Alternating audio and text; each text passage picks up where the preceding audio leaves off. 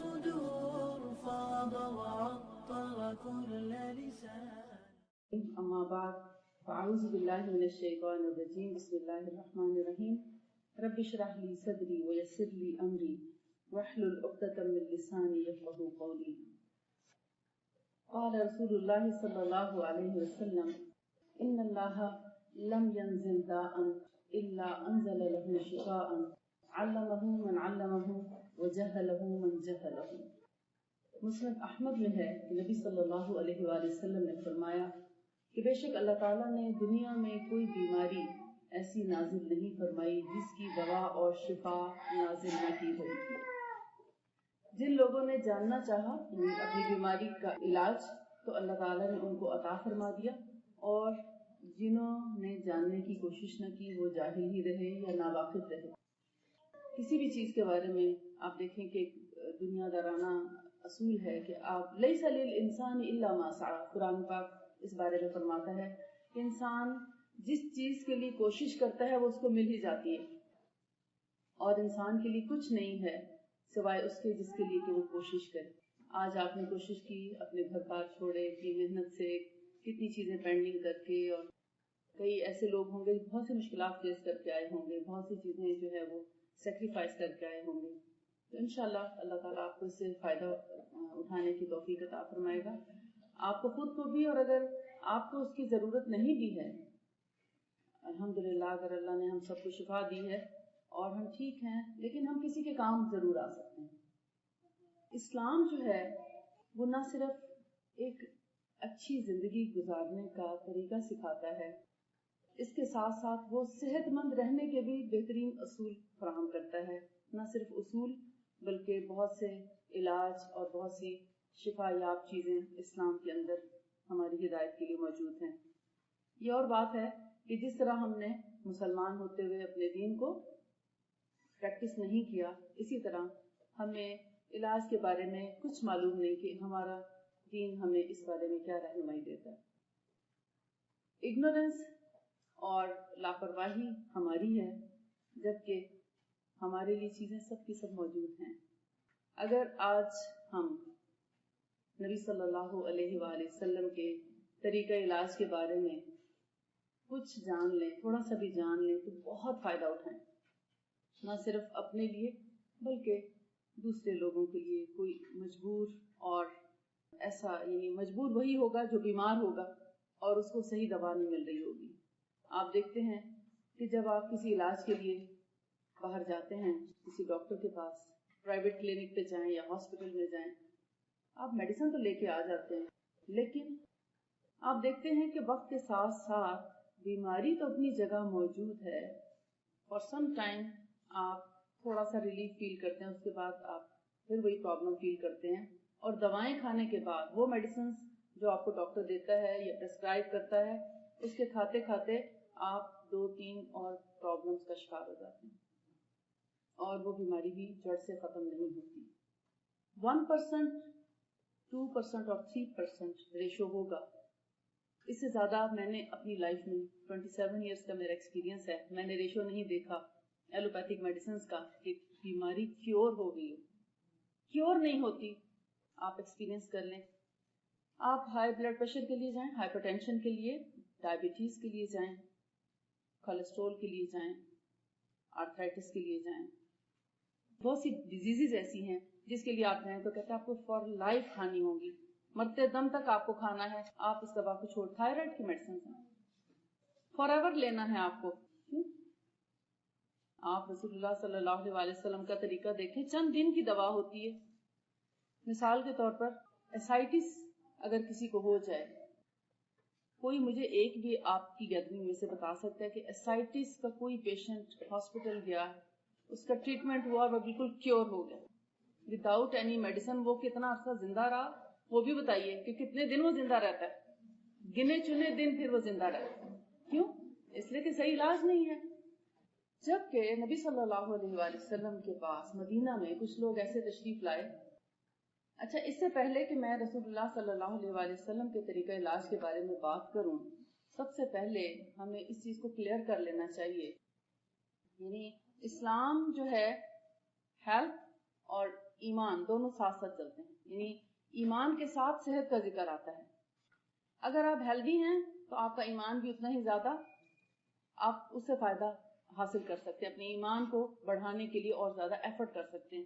اگر آپ کا ایمان تو بہت مضبوط ہے مگر آپ کی صحت آپ کو اجازت نہیں دیتی کہ آپ نماز ہی درست طریقے سے پڑھ لیں، سجدہ درست طریقے سے کر لیں، یا آپ روزہ رکھ سکتے ہوں، یا آپ ایفرٹ کر کے عمرہ یا حج پہ جا سکتے ہوں، آپ وہ سب ارکان احسن طریقے سے پورے نہیں کر سکتے جب تک کہ آپ کی صحت اچھی نہیں. اور اگر آپ کی صحت اچھی ہے اور ایمان نہیں تو وہ آپ کی صحت کسی کام کی نہیں، کیونکہ آپ کو اپنے ایمان کے ساتھ اچھے طریقے سے عبادت کرنے کا موقع نہیں مل سکا کیونکہ آپ کا ایمان نہیں. مثال کے طور پر ہم میں سے کوئی بھی، میں بھی ہوں، جب سے انبیاء اس دنیا میں تشریف لائے، حضرت آدم علیہ السلام سے لے کر نبی صلی اللہ علیہ وسلم تک، تمام انبیاء جہاں لوگوں کو اپنے رب کی پہچان کراتے تھے، لوگوں کو اپنے رب سے ملاتے تھے، ان کو آپس میں یعنی اپنے رب سے ملنے کا طریقہ بتاتے تھے، اپنے رب کی پہچان کراتے تھے، تو وہیں پر لوگوں کی صحت اور تندرستی کی ذمہ داری بھی انبیاء علیہ السلام پر تھی. جہاں وہ رب سے جوڑتے تھے، ان کا ایمان، ان کا عقیدہ، ان کی عبادات، ان کے اخلاقیات، ان کے معاملات، تو وہاں ان پر یہ ذمہ داری بھی تھی کہ جب انسانوں میں سے کوئی بیمار ہو تو اس کی صحت سے متعلق بھی وہ سارا بندوبست کریں جو کہ ایک ڈاکٹر کرتا ہے. ایک ڈاکٹر کی ذمہ داری ہوتی ہے. تو اس کا مطلب یہ ہوا کہ سارے نبی جہاں اللہ کا پیغام لے کر آئے، اللہ تعالیٰ کی پہچان کرانے کے لیے لوگوں کے پاس آئے، تو وہیں پر ان کی صحت، ان کی بیماریوں کا علاج وہ بھی ساتھ ساتھ کرتے رہے. ان کے پاس وہ علم کہاں سے آتا تھا؟ وہ اللہ رب العزت کی طرف سے آتا تھا. اللہ تعالیٰ ہی اس کا سورس تھے، اور جو چیز وحی الہی پر مبنی ہو، جس کا سورس وحی الہی ہو اور فرشتوں کے ذریعے پہنچی ہو، اس میں کسی قسم کے شک و شبہ کی کوئی گنجائش نہیں.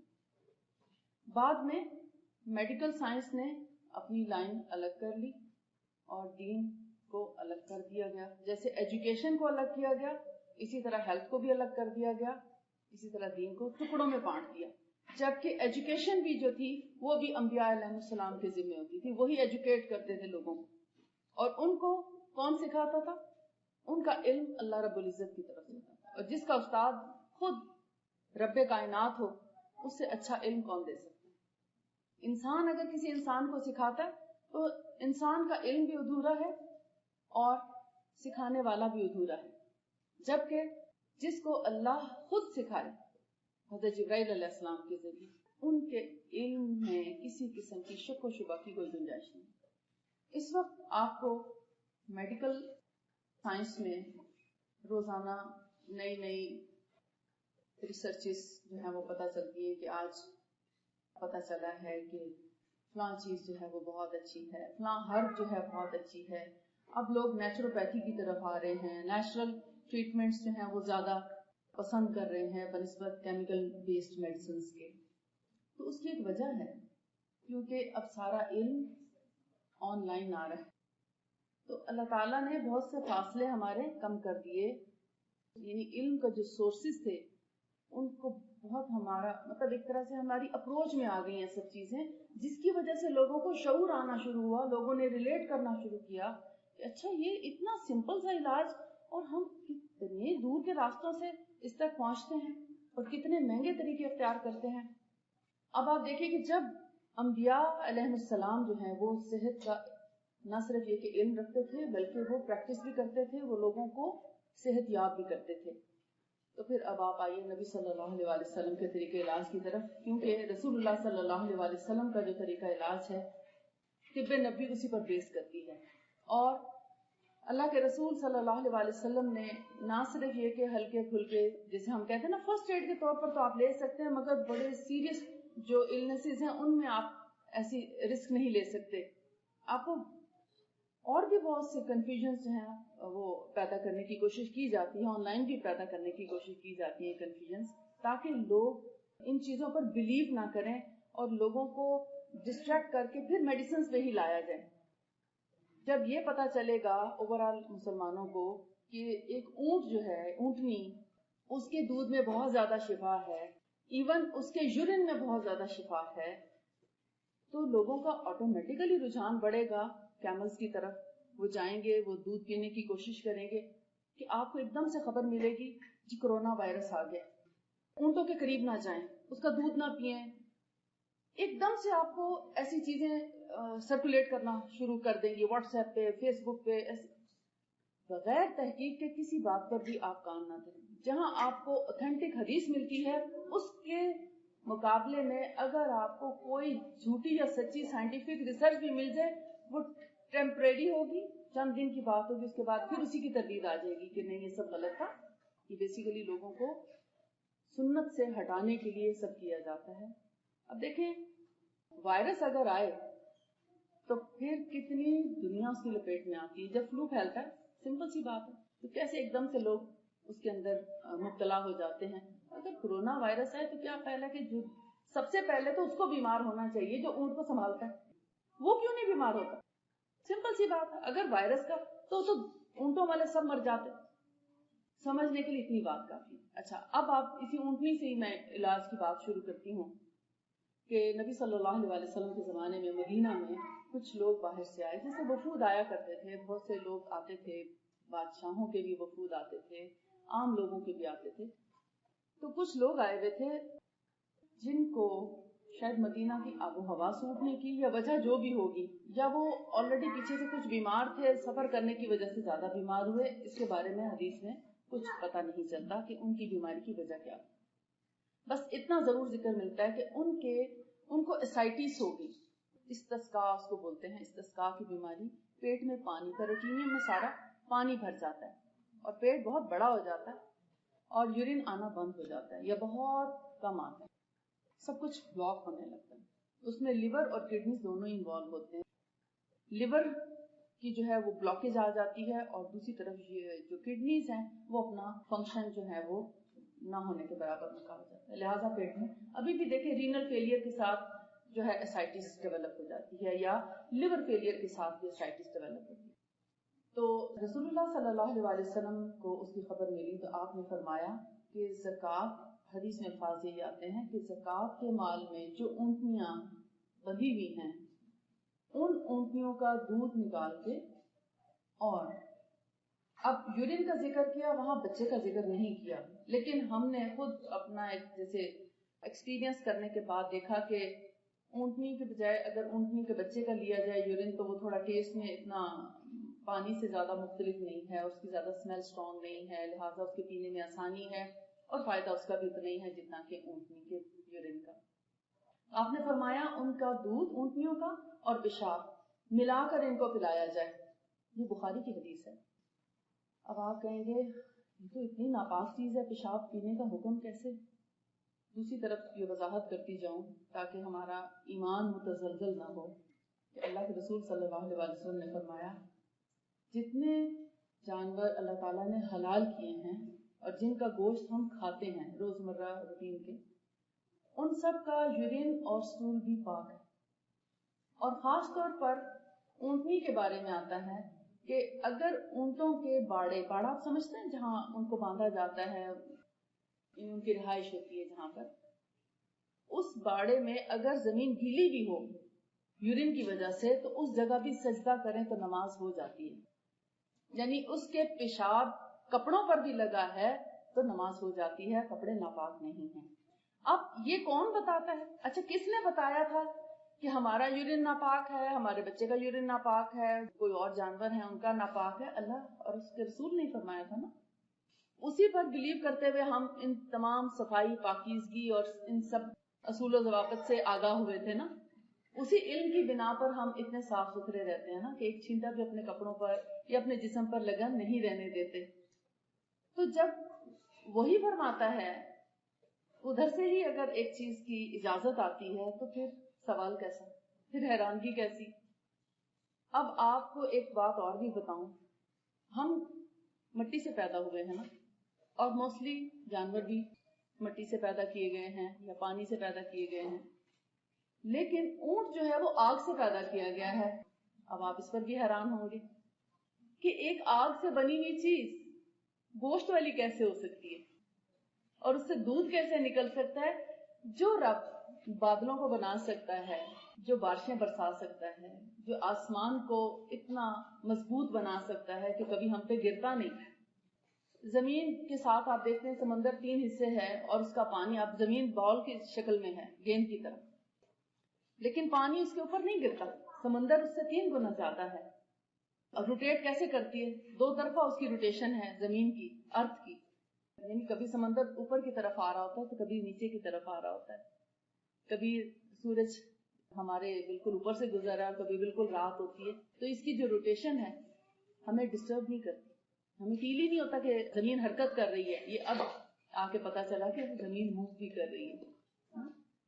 تو جب اس کے حکم سے یہ سب قائم ہیں، اور جس چیز کو وہ پاک قرار دیتا ہے اس کو ہم ناپاک نہیں کر سکتے، اور جس چیز کو وہ ناپاک قرار دیتا ہے جیسے شراب ہے، جوا ہے، اور جتنی چیزیں ہیں، سود ہے، اس کو ہم پاک نہیں قرار دے سکتے. اسی کا نام ایمان ہے. ہم مومن ہیں اور ہمارا ایمان ہے کہ جو بات اللہ اور اس کے رسول نے فرما دی ہم اس کو منوان تسلیم کرتے ہیں. کیوں، کب، کیسے، یہ سوال مسلمان کے نہیں ہو سکتے. ٹھیک. اور یہ سوال کیجیے گا بھی نہیں، کیونکہ یہودیوں نے جب حضرت موسیٰ علیہ السلام سے اس طرح کے سوال کیے تھے تو پھر ایٹ دا اینڈ کیا ہوا تھا؟ حالانکہ پہلے دی بیسٹ نیشن وہی تھے، امت وسط، ان کو قرار دیا گیا، پھر ان سے وہ ٹائٹل لے کر ہمیں دیا گیا. تو جو لوگ ایسے سوال کریں گے وہ اپنے آپ کو شک میں ڈال دیں گے اور ان کو فائدہ بھی نہیں ہوگا.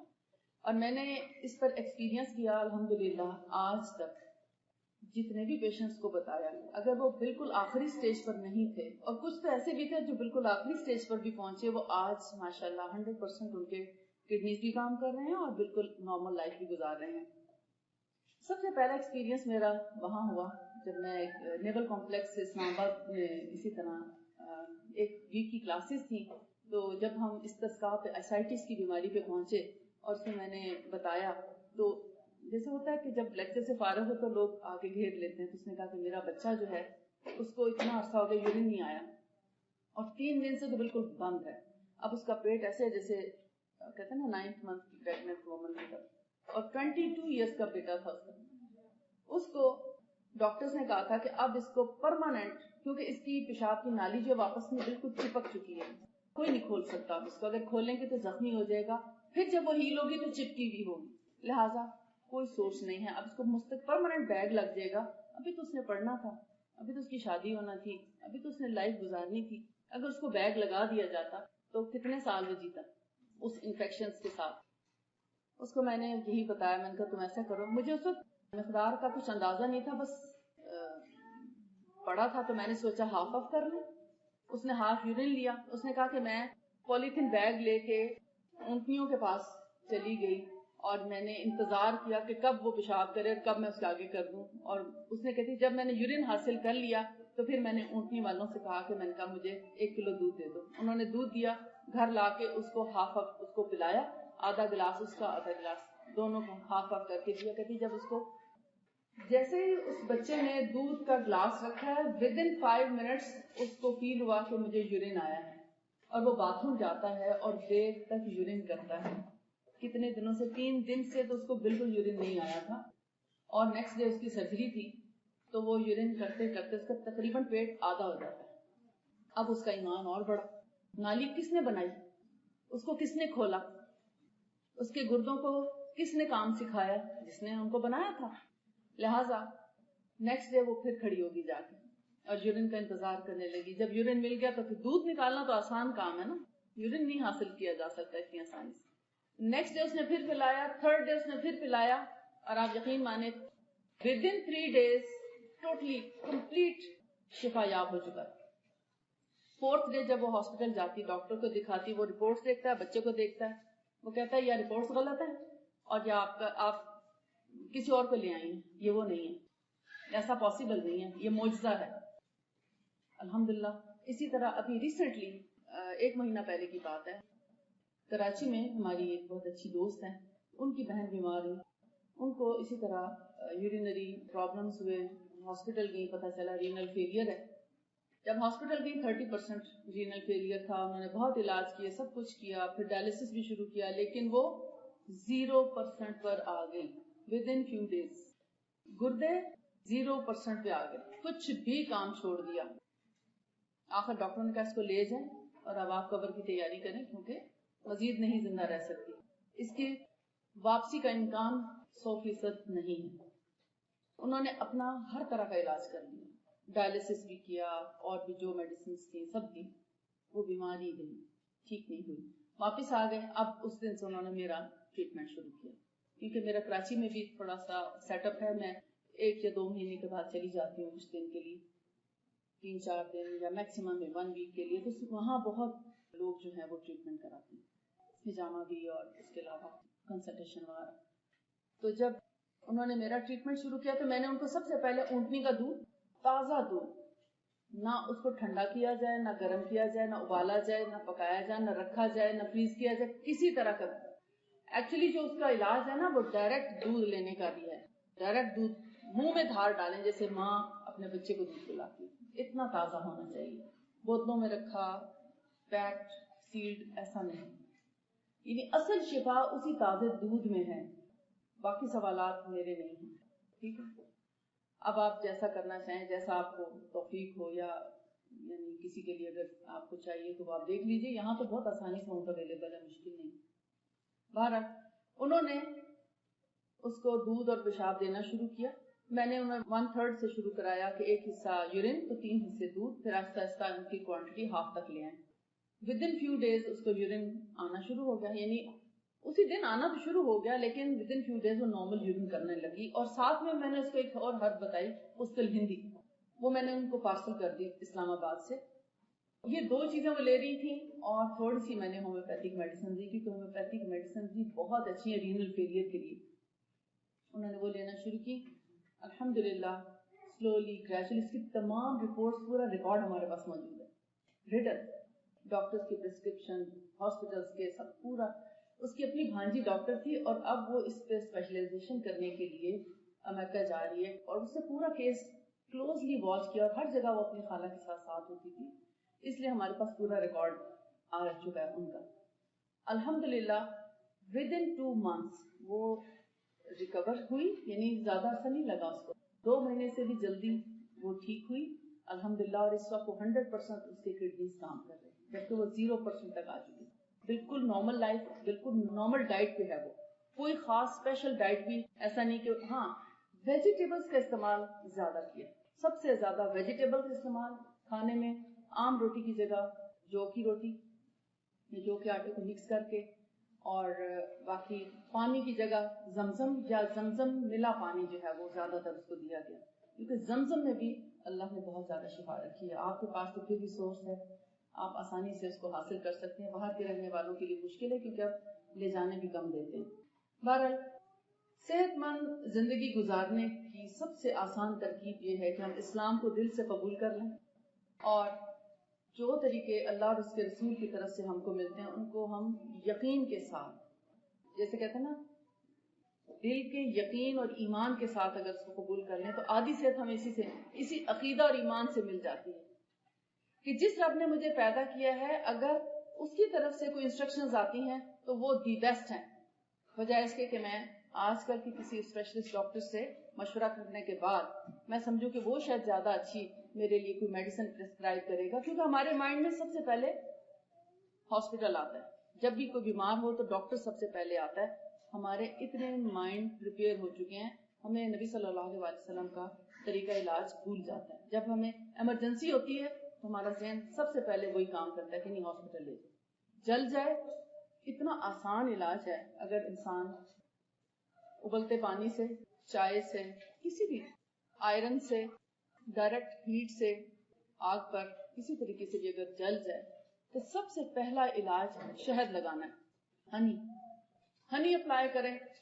آپ اپنے کچن میں رکھ چھوڑیں, ہنی بالکل قریب رکھیں کہ خدا نخواستہ کبھی بھی کوئی چیز ہاتھ کو ٹچ کر جائے آپ فوراً ہنی لگا دیں. اس وقت آپ کو ہنی لگانے سے ہلکی سی برننگ کا احساس ہوگا تھوڑی دیر کے لیے, لیکن وہ ختم ہو جائے گا. جتنا بھی یعنی ڈیپ برن ہو گیا ہو آپ اس پر ہنی اپلائی کریں, انشاءاللہ آپ دیکھیں گے کہ اس جلے کا داغ نہیں پڑے گا اور وہ بہت جلدی ہیل بھی ہوگا. میرے پاس کئی ایسے پیشنٹس آئے جن کو جیسے دونوں ہاتھوں میں یا دونوں بازو میں چائے گری یا پانی گرا تو ہاتھ جلے. اب ایک طرف ان کو شاید بھول گیا کہ یہاں پر مجھے ہنی لگانا ہے یا یہاں بھی جلا ہوا ہے, وہ جیسے تھوڑا ہلکی قسم کا جلا ہوتا ہے تو احساس نہیں ہوتا, ادھر تکلیف زیادہ ہوتی ہے تو اس طرف علاج کر رہے ہوتے ہیں. انہوں نے ایک ہاتھ پر تو ہنی بھی اپلائی کیا, میں نے کچھ دل باہری کے ساتھ پھر بعد میں ہنی بتایا, وہ لگایا, وہ ودن 8 days پوری بازو ٹھیک ہو گئی. اور ادھر وہ لگانا بھول گئی ہنی, تو جب بعد میں احساس ہوا یہ ٹھیک ہوگی تو احساس ہوا یہاں بھی تو چھوٹا سا زخم تھا, وہ 1 مہینہ بعد ٹھیک ہوا, کم جلا ہوا, ہلکی قسم کا زخم, تھوڑا سا اگنور ہوا, اس پہ پانی لگ گیا, وہ 1 مہینے میں ٹھیک ہوا. جبکہ ڈیپ برن جو تھا اور اتنا مطلب بہت بڑے ایریا کا جو جلا ہوا تھا اس پہ کسی قسم کا کوئی نشان نہیں پڑا, ہیلنگ بھی 1 ہفتے کے اندر ہو گئی اور یہ 1 مہینے بعد ٹھیک ہوا اور اس کا داغ بھی آج تک قائم ہے. اب وہ کینیڈا شفٹ ہوگی لیکن وہ داغ ہمیشہ یاد کرتی ہیں کہ جو آپ نے علاج کیا تھا وہ میرا بالکل ایٹ اے ٹائم جلی ہوئی چیز, ایک زیادہ گہری جلی ہوئی سنت علاج سے ٹھیک کیا اور ایک کم جلی ہوئی جگہ جس کو تھوڑا سا اگنورینس کی وجہ سے یا اس کو مطلب بھول گئی کہ یہاں پر اتنا ہے, اس نے اپلائی نہیں کیا یا بعد میں اپلائی جب کرنا شروع کیا تو ٹھیک ہوا, لیکن اس کو داغ نہیں کیا کیونکہ فوری طور پر شہد کا استعمال نہیں کیا. تو ایک ہے قسط البحری ہرب اور ایک ہے قسط الہندی. ان دونوں کو, یہ 2 ہربس ہیں, کاسٹس پلانٹس کی روٹس ہیں بیسیکلی, لیکن اس کو لیتے ہوئے صرف نام کی وجہ سے آپ اگر اس کو مارکیٹ میں خریدیں گے تو ہو سکتا ہے آپ کچھ غلطی کر جائیں, وہ غلط چیز آپ کو مل جائے. جیسے بلیک سیڈز ہیں مثال کے طور پر, یا بلیک سیڈ آئل ہے, حبہ سودا جس کو بولتے ہیں, زیت حبۃ السودا. اب جہاں ہم بلیک سیڈز بولتے ہیں امریکہ میں اس کو بلیک کیومن کہتے ہیں. ہر چیز کو توڑ مڑوڑ کے آج تک ان کی جو رگ ہے پھڑکتی ہے, وہ ہر چیز میں ٹیڑھا پن اختیار کر لیتے ہیں.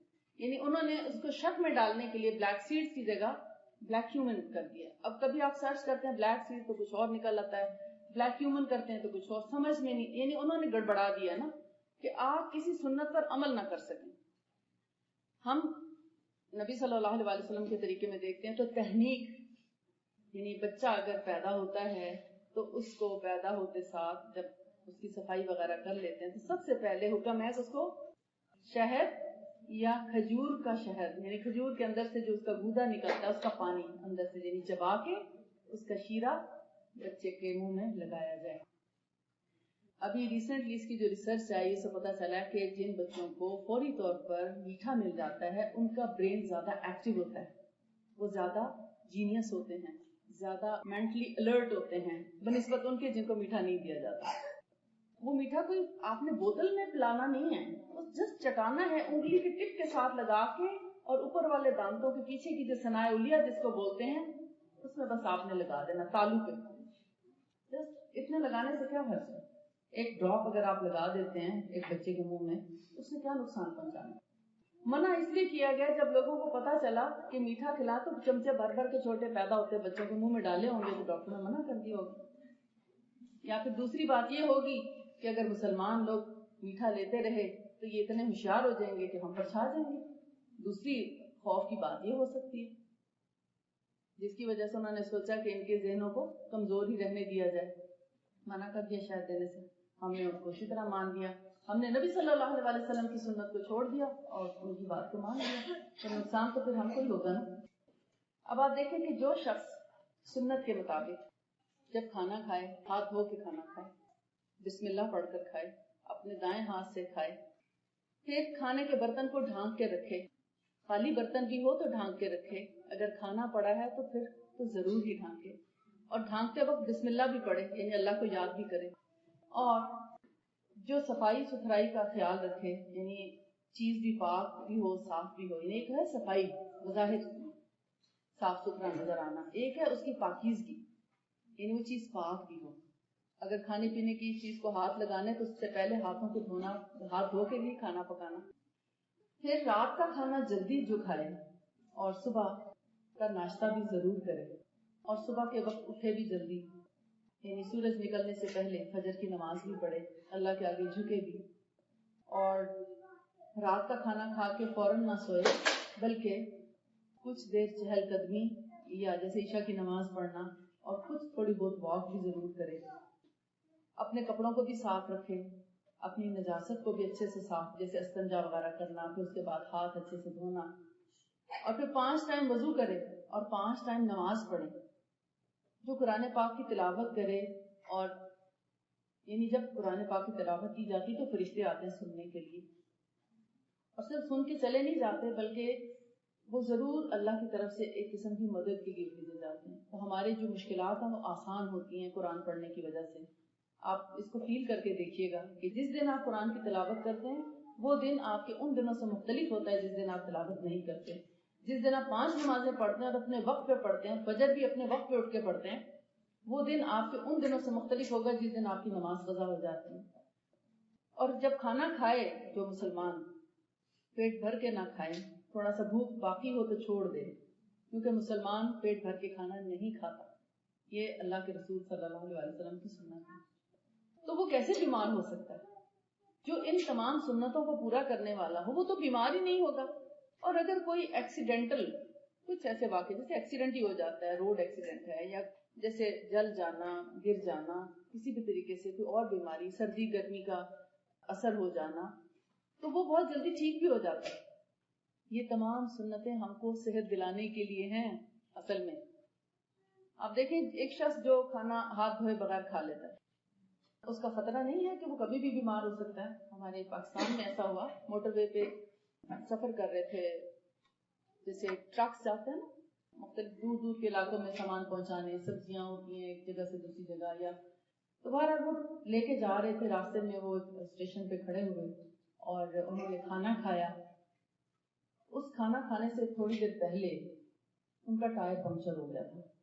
تو وہ لوگ اترے، انہوں نے ٹائر اس کا چینج کیا اور ٹائر لگا کے، اب یہ تو کسی کو نہیں پتا ہاتھ دھوئے، عام طور پہ ہاتھ نہیں دھوئے جاتے، ٹھیک ہے. تو جب کھانے کا ٹائم آیا، انہوں نے کھانا کھایا، تو جس شخص نے ڈرائیور نے ہاتھ دھو لیے، جبکہ جو اس کا دوسرا پارٹنر تھا اس نے ہاتھ نہیں دھوئے اور اس نے کھانا کھا لیا. تو پھر یہ تھوڑی دیر سستانے کے لیے لیٹ جاتے ہیں کہ تھوڑا ریسٹ کر کے پھر آگے چلیں. جب وہ لیٹا تو اس کے بعد وہ اٹھ نہیں سکا، فوت ہو گیا. تو پتہ چلا جب ساری ریسرچ ہوئی کہ آخر کیا وجہ تھی، دونوں نے ایک ہی وقت میں کھانا کھایا، ایک ہی جگہ سفر کیا، ایک ہی ہوٹل سے کھایا اور اپنی اپنی ایک ہی چیز کی. وجہ کیا تھی؟ تو اس کے ہاتھوں سے جب دیکھا گیا تو جب ٹائر چینج کیا تو ٹائر چینج کرنے سے پہلے کوئی سانپ اس ٹائر سے کچلا گیا تھا جس کا زہر اس پر لگا ہوا تھا.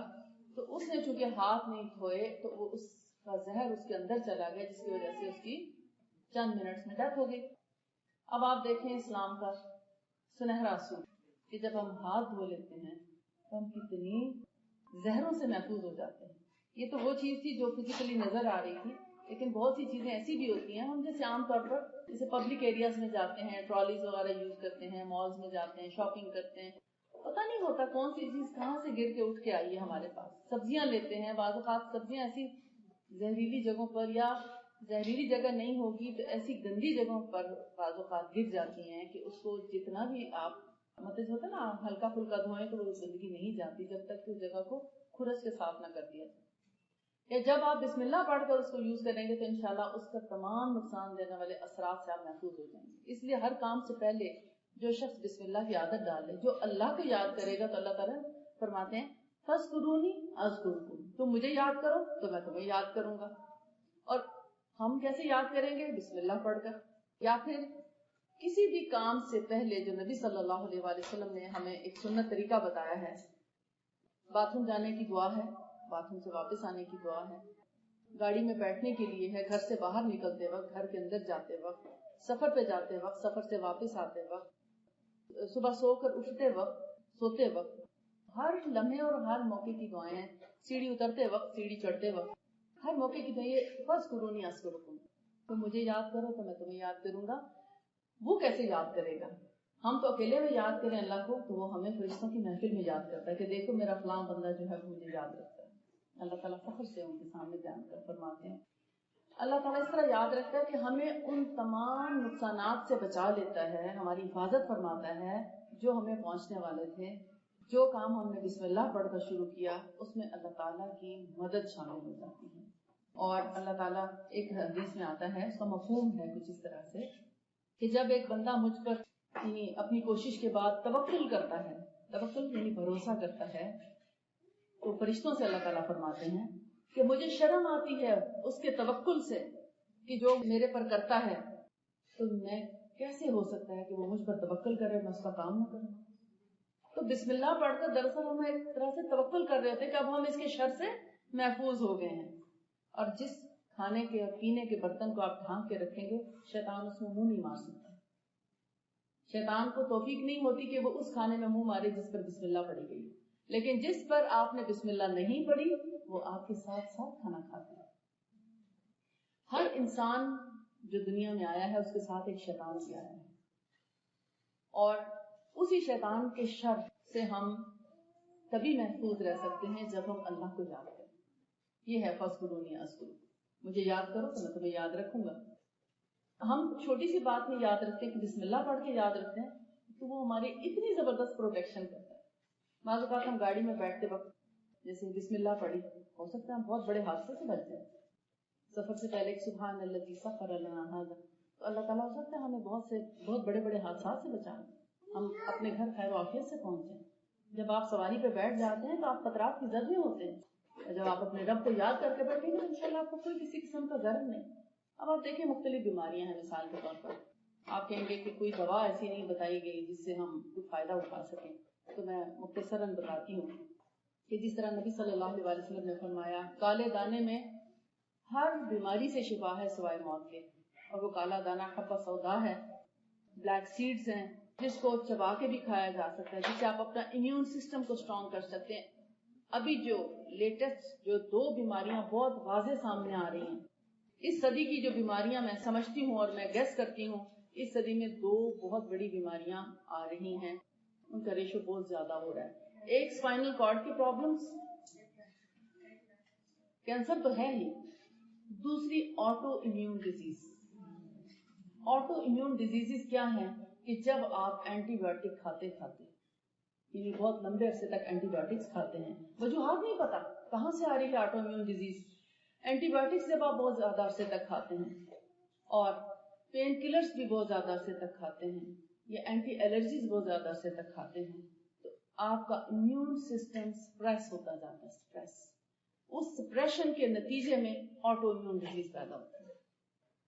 آرتھرائٹس آٹو امیون ہے، سورائسس آٹو امیون ہے، MS آٹو امیون ڈیزیز ہے، مسکولر سکلروسس. اور اسی طرح نروز کے جیسے muscular dystrophy auto immune disease ہے. یہ ساری ڈیزیزز جو ہیں پیدا ہوتی ہیں ان دواؤں کو برداشت کرنے کے نتیجے میں. آپ کا گلا خراب ہوا، آپ نے اینٹی بایوٹکس لی، یا بچے کا ہوا بچے کو دی. چھوٹے چھوٹے بچے آٹو امیون ڈیزیز میں آ رہے ہیں، چھوٹے چھوٹے بچے. پہلے تو کبھی ہوتا تھا 40 سال کے بعد جا کے، یعنی کچھ عرصہ کھاتے رہے اینٹی بایوٹک تو کبھی جا کے ہوا، لیکن اب تو بہت چھوٹے بچوں کو، اس طرح کے چھوٹے بچے جو ہیں وہ آٹو امیون میں جا رہے ہیں. ہمارے اسلام آباد میں ایک ڈاکٹر ہیں، ڈاکٹر تابش. اسلام آباد کے رہنے والوں میں سے اگر کوئی یہاں پر ہے تو وہ ان کو بہت اچھی طرح سے جانتے ہوں گے، کیونکہ ویل نون پرسنالٹی ہیں، بہت اچھے ڈاکٹر ہیں اور بڑے اچھے لفظوں میں جانے جاتے ہیں.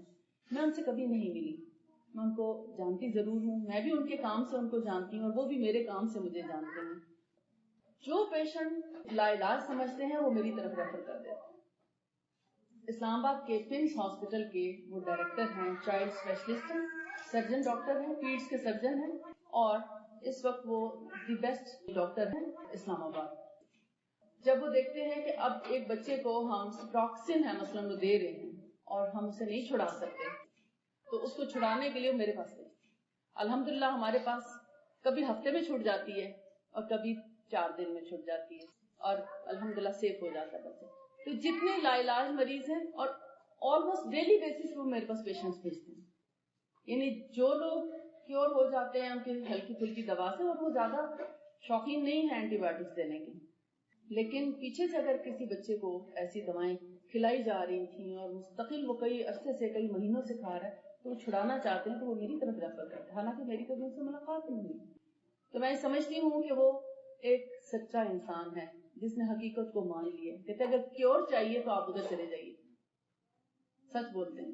لیکن بہت سے لوگ حسد بھی کرتے ہیں یا مطلب ڈیگریڈ کرنے کی کوشش کرتے ہیں کہ شاید ایلوپیتھی اگر اتنا اچھا علاج نہ ہوتا تو دنیا میں اتنا زیادہ ویل نون کیسی ہے. تو اکثر لوگوں کی یہ بات ہوتی ہے. وہ اتنا ویل نون اس لیے ہو گیا کہ اس کے پیچھے جو لوگ ہیں وہ بڑے اسٹرانگ ہیں. ان کے لیے پیسہ مسئلہ نہیں ہے, ان کے لیے کچھ اسٹیبلش کرنا مشکل نہیں ہے. ہم لوگوں نے ریسرچ بھی چھوڑ دی, ہم لوگوں نے تحقیق کرنا چھوڑ دی. میں آج آپ کو یہ ایک مشورہ کہہ لیں, نصیحت کہہ لیں, ریکویسٹ کہہ لیں کر کے جاؤں گی کہ اپنے بچوں کو سائنٹسٹ بنائیے. اس وقت امت مسلمہ کو سائنٹسٹ کی ضرورت ہے. ہم نے ریسرچ کا میدان چھوڑ رکھا ہے, اس لیے ہم اتنا دباؤ کا شکار ہیں, اس لیے ہمیں اتنی دوائیں کھانی پڑتی ہیں, اس لیے ہم ہر طرف سے پریشان حال ہیں کیونکہ سائنٹسٹ نہیں ہیں. آپ نے دیکھا کہ اب تک کی جو ٹیکنالوجی ہے وہ مسلمان سائنسدانوں کے دور کی ریسرچ کے بعد جو چیزیں بنی ہیں وہ ان سے چل رہی ہے, اور اب جو کام کر رہے ہیں لوگ نان مسلمس کر رہے ہیں موسٹلی, مگر ہمارے لوگ نہیں ہیں. ہمیں آگے آنا ہوگا. ہم اپنے بچوں کو اس نہج پہ تیار کریں کہ کل کو وہ سائنٹسٹ بنے اور پھر امت مسلمہ کے ساتھ ساتھ پوری دنیا کا بھلا کریں. تو نبی صلی اللہ علیہ وسلم ہلکی پھلکی بیماریوں سے لے کے, اب اسائٹس جو ہے بڑی کمپلیکیٹڈ چیز ہے اور اس کا کوئی علاج نہیں ہے دنیا میں. کچھ عرصہ وہ پیٹ سے پانی نکالتے ہیں, آخرکار بندے کی ڈیتھ ہو جاتی ہے, وہ نہیں نکال سکتے. کتنی دفعہ آپ دیکھیں نا, کسی کے پیٹ سے پانی آپ نکالیں گے یا لنگس سے پانی نکالیں گے, لنگس میں پانی پڑ جائے تو اس کو پلیورسی بولتے ہیں, اور اگر وہ ٹی بی کی بہن ہے پلیورسی بیسیکلی ٹیوبرکلوسس کی, اور جو پیٹ میں پانی پڑ جائے تو اس کو اسائٹس بولتے ہیں. استسقاء کہا جاتا ہے, عربی میں بھی استسقاء کہا جاتا ہے, اردو اور ہندی میں بھی استسقاء کہا جاتا ہے. تو ہلکی پھلکی بیماریوں سے لے کر گردے کے جتنے مسائل ہیں, کڈنی اور بلیڈر کے, اس کے لیے آپ صلی اللہ علیہ وسلم کی جو ہے ان کے طریقہ علاج موجود ہے. ہارٹ ڈیزیز میں آپ دیکھیں سب سے پہلے کارڈیالوجسٹ نبی صلی اللہ علیہ وسلم کہ دنیا میں اگر پہلی دفعہ کسی نے دل کے مرض کی تشخیص کی, ڈائگنوسس جو کی, وہ رسول اللہ صلی اللہ علیہ وسلم نے. حضرت سعد بن ابی وقاص رضی اللہ تعالیٰ عنہ کو دل کا دورہ پڑا, آپ ان کے گھر تشریف لے گئے اور ان کو دیکھا تو آپ نے فرمایا صاحب تمہیں تو دل کا مرض ہے, اور پھر اس کی جو علاج بتایا, اجوا کھجوریں, 7 اجوا کھجوریں کھاؤ اور ان کی گٹھلیاں بھی پیس کے ساتھ میں کھاؤ. اور دوسری بات جو آپ نے اس وقت فرمائی وہ تھی کہ حارث بن کلدہ ثقیفی کو بلاؤ مشورے کے لیے, وہ مکہ کا ایک بہت ماہر حکیم تھا. اب دیکھیے دی بیسٹ پرسن کو بلایا جا رہا ہے مشورے کے لیے, عام کسی شخص کو نہیں کہا جا رہا. یعنی اگر اس سے ہمیں یہ لیسن ملتا ہے کہ اگر آپ کسی پرابلم کے لیے, کسی بھی ڈیزیز کے لیے اگر آپ کنسلٹ کرنا چاہتے ہیں تو اس کے ایکسپرٹ سے رابطہ کریں. ہر ایک سے نہ پوچھتے رہیں اس کے ٹوٹکے اور مشورے, اس سے آپ کو نقصان پہنچ سکتا ہے کہ ہو سکتا ہے وہ ادھوری بات آپ تک پہنچائے.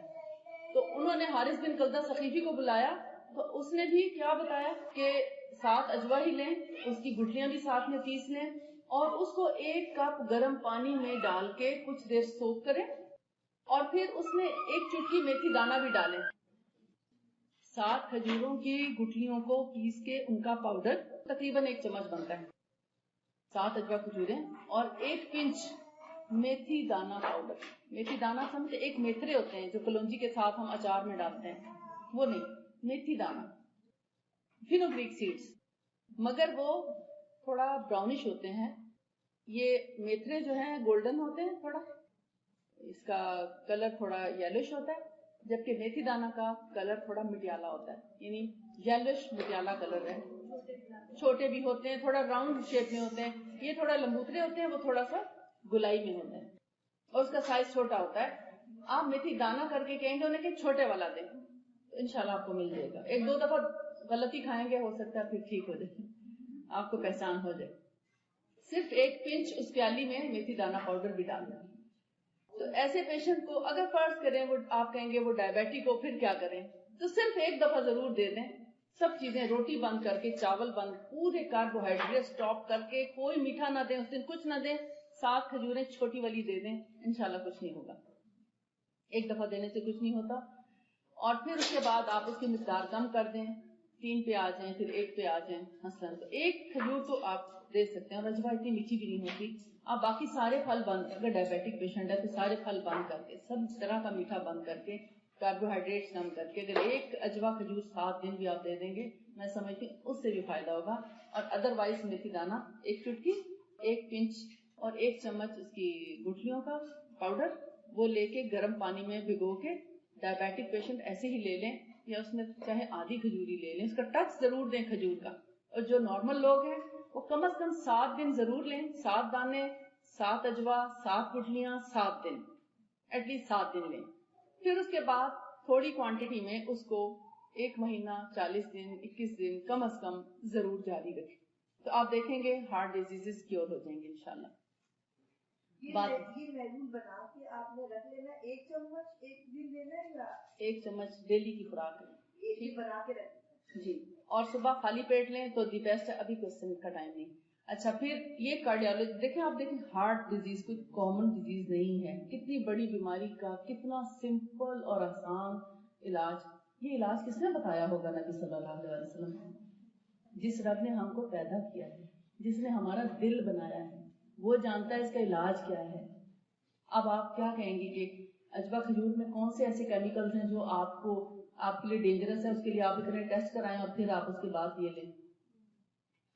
کڈنیز کی طرف آئیے, کڈنی کے لیے بلیڈر کے لیے, یعنی اس میں چاہے پرابلم کوئی بھی ہے, مثلا یورین بہت زیادہ آتا ہے, یورین بالکل کم آتا ہے, یو ٹی آئی کا پرابلم ہے, پیشاب جل کے آ رہا ہے, پیشاب آتا ہے نکل جاتا ہے وٹ ایور, یا سسٹ ہے, زخم ہے, انفیکشن ہے, پس آ رہی ہے, بیکٹیریا آ رہا ہے, ڈبلیو بی سیز کاؤنٹ بہت زیادہ ہو گیا ہے, آر بی سیز بہت بڑھ گئے ہیں, بلڈ بھی ڈبل پلس ٹرپل پلس میں آ رہا ہے مثال کے طور ایسے آتی ہے نا رپورٹ, ایپیتھیلیل سیلز آ رہے ہیں, وٹ ایور کچھ بھی آ رہا ہے, آپ قسط الہندی استعمال کریں.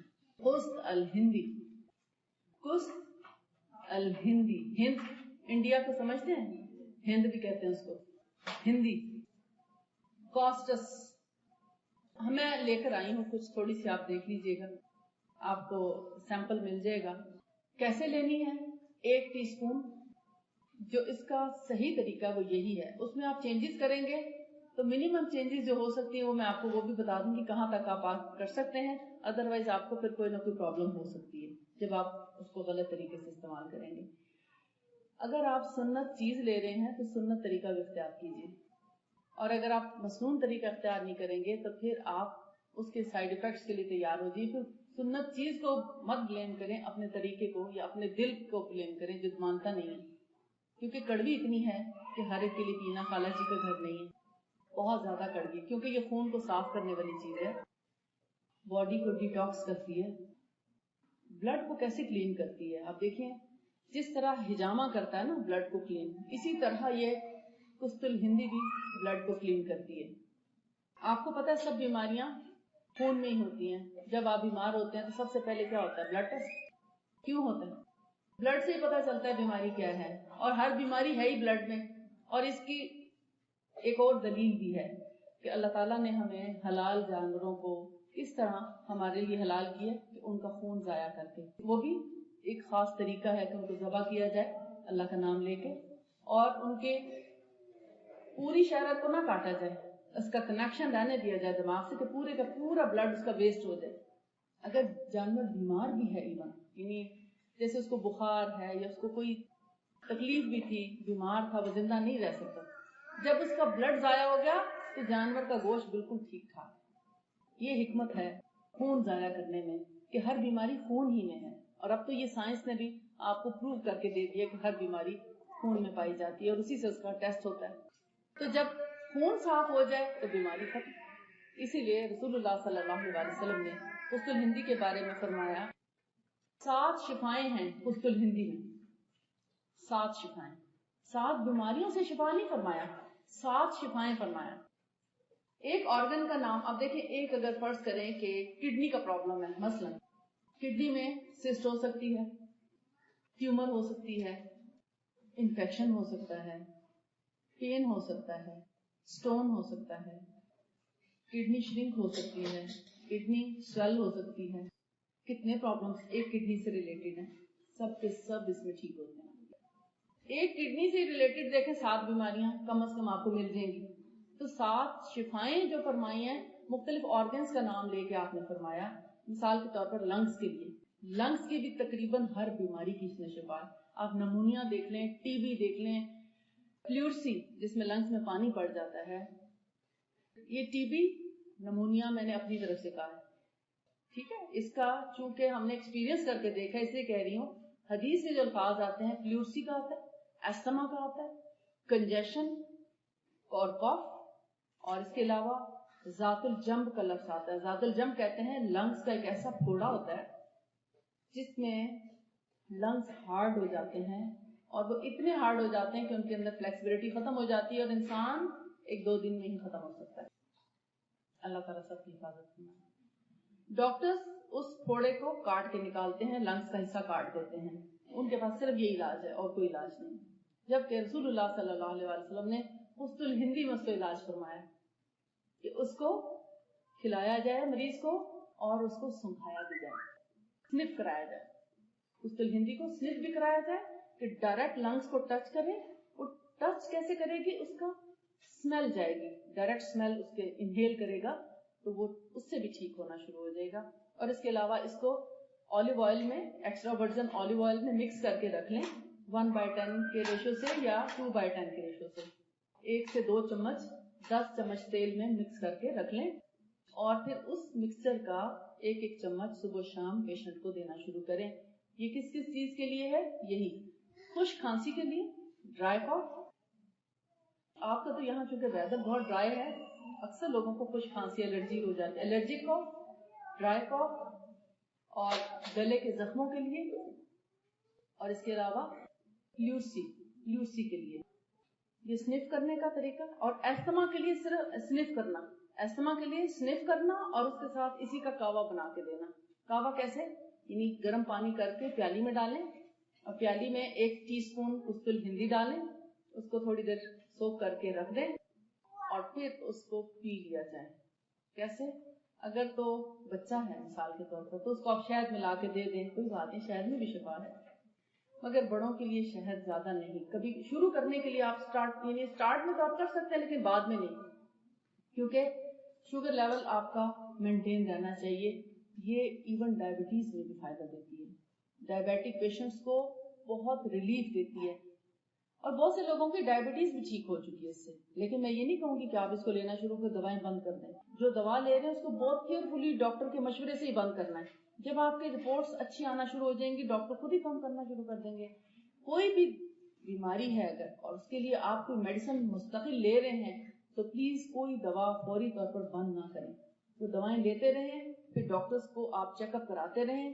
جب وہ آپ کے لیولز دیکھے گا اور وہ دیکھے گا کہ آپ اتنے ٹھیک ہو رہے ہیں، وہ خود بخود دوائیں کم کرتے جائیں گے انشاءاللہ. یہی طریقہ ہے، چاہے وہ کڈنی ریلیٹڈ پرابلم ہے، ہارٹ ریلیٹڈ ہے، واٹ ایور جو ان سے بھی.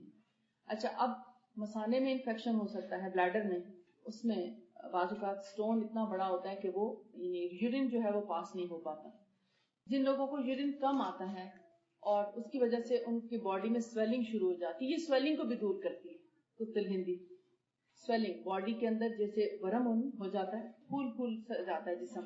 اور سویلنگ کے علاوہ کچھ لوگوں کے جسم میں پانی بھرا، واٹر ریٹینشن ہوتی ہے، ٹھیک، یہ وہ بھی ریلیز کرا دیتی ہے.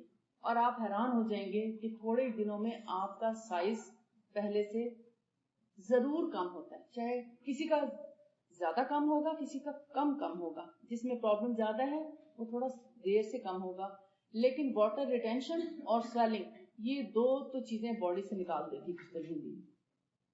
اس میں کیئر کرنے کے لیے ایک چیز کا خیال رکھیے گا، جن لوگوں کو ان تمام پرابلمز کے ساتھ اگر ہارٹ برن بھی ہے، سینے کی جلن، السر ہے یا ایسیڈیٹی ہے، تو پھر وہ پہلے خست البحری استعمال کریں گے اور بعد میں خست الہندی استعمال کریں گے. میں خست الہندی کا تھوڑا سا چیپٹر کمپلیٹ کر لوں، پھر میں آپ کو بحری بھی بتاتی ہوں کیا ہے.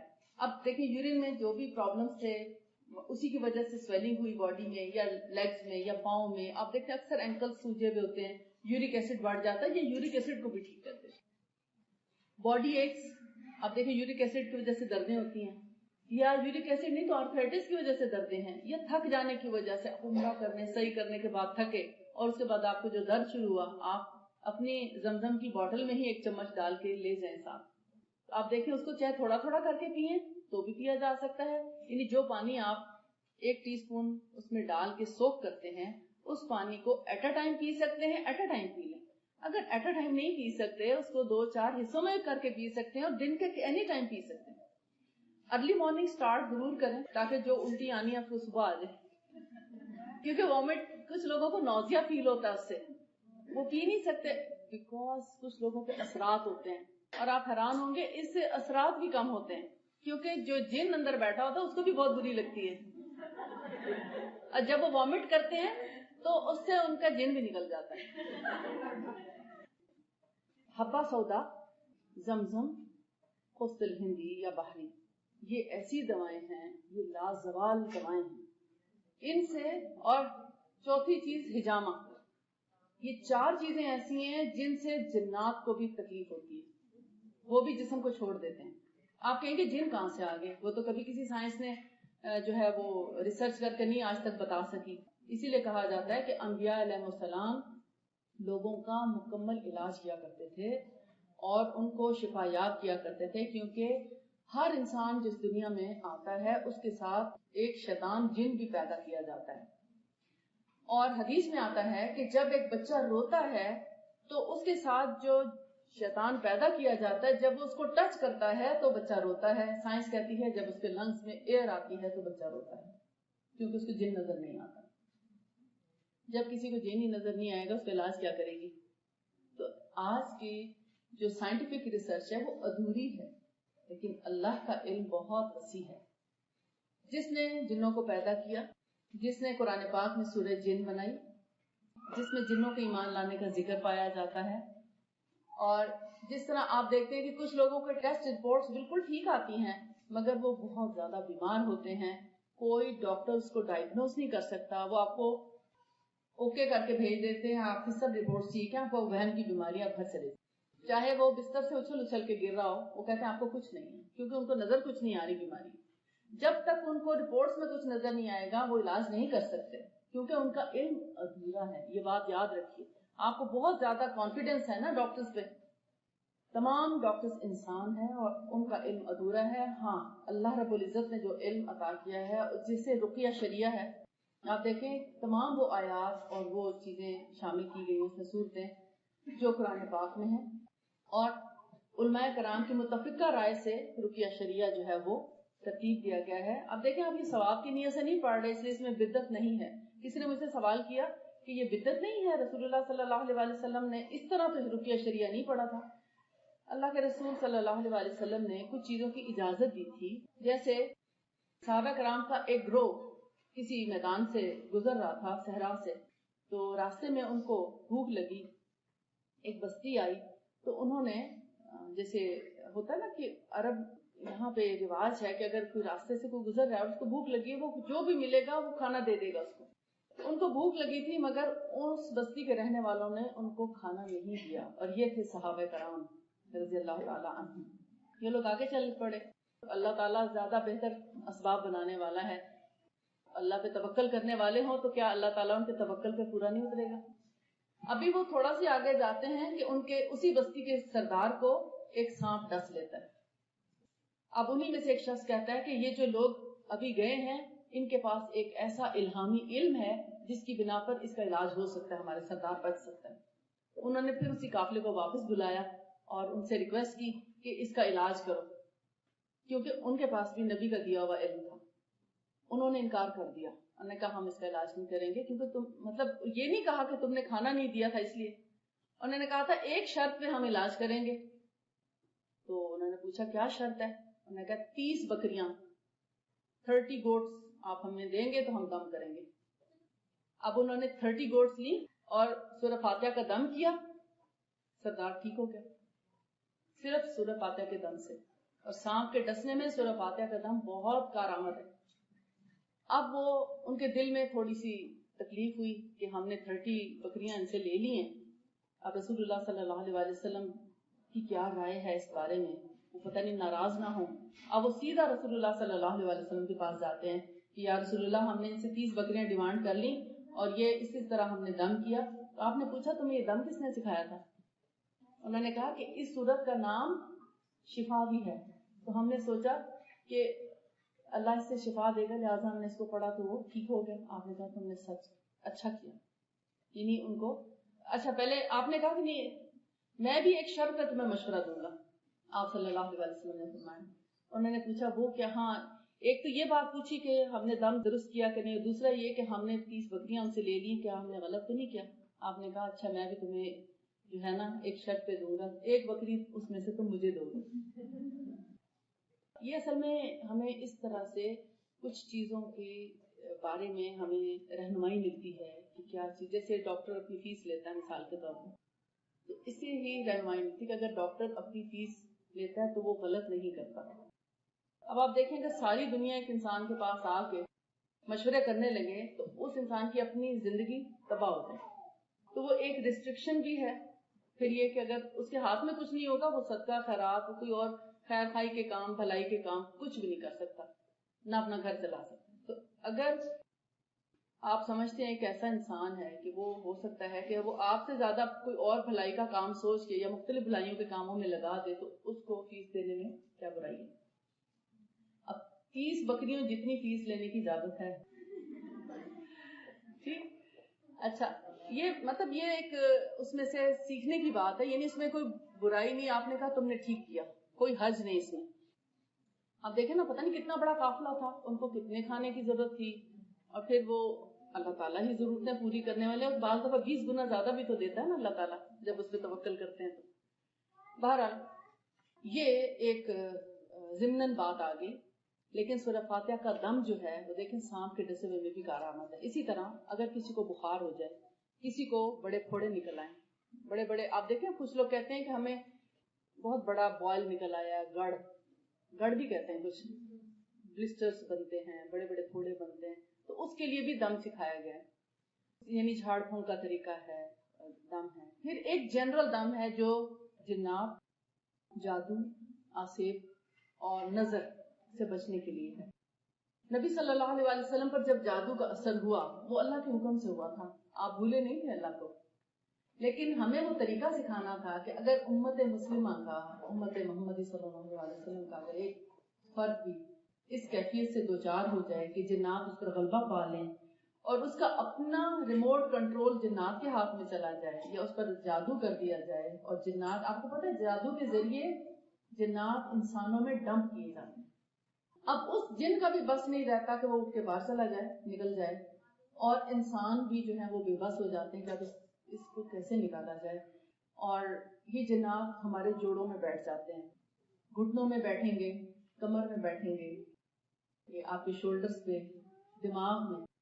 جو سر میں بٹھایا جاتا ہے وہ پورے برین کو کنٹرول کرتا ہے، اور بعض اوقات ایک انسان کے اندر کئی جنات دم کر دیے جاتے ہیں جادو کے ذریعے. اسی لیے جب وہ ایک خاص، آپ دیکھتے ہیں خاص فیز میں جاتا ہے، تو مثلا ایک خاتون ہے تو اس کے اندر سے مردوں جیسی آواز نکل رہی ہوتی ہے، اور اس کی کیفیت بالکل بدل جاتی ہے، اس کے ریفلیکسز چینج ہو جاتے ہیں، لگتا ہے کہ یہ وہ نہیں ہے جو کہ نارمل روٹین میں ہوتی ہے. میں کئی دفعہ حجامہ کے دوران جنوں کو فیس کیا ہے، باقاعدہ طور پر وہ سامنے آ جاتے ہیں اگر ہوں، کیونکہ اس کے ذریعے جنات نکلتے ہیں.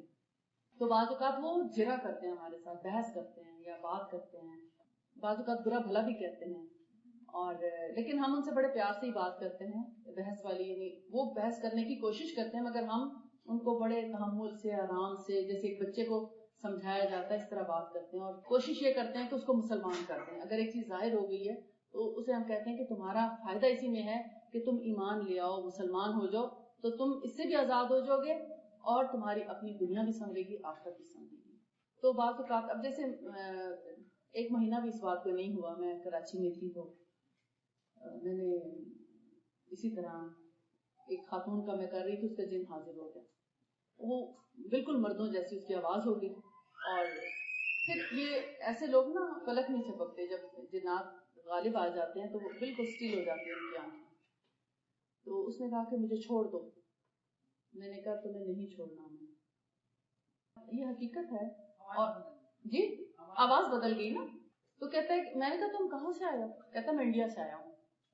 کس نے تمہیں بھیجا ہے؟ مجھے مریم نے بھیجا ہے. اب میں نے اس کی مدر ساتھ تھی, میں نے پوچھا مریم کون ہے, یہ جھوٹ بھی بولتے ہیں بعض اوقات, تو کہتے ہیں کہ اس کی جٹھانی کا نام مریم ہے, اور وہ دیورانی جٹھانی کا نام اس لیے لیتے ہیں تاکہ آپس میں لڑائی ہو خاندان میں, حالانکہ ضروری نہیں ہوتا. اب دیکھیں آپ بھی کسی کی جٹھانی ہوں گی اور آپ بھی کسی کی دیورانی ہوں گی, بہت کم ہی ایسا ہوتے جو اکلوتے ہوتے ہیں. تو اگر آپ پر کوئی ایسا الزام لگائے تو کیا واقعی آپ جادو کرنے والوں میں سے ہوں گے یا جنات کو بھیجنے والوں میں سے, نعوذ باللہ.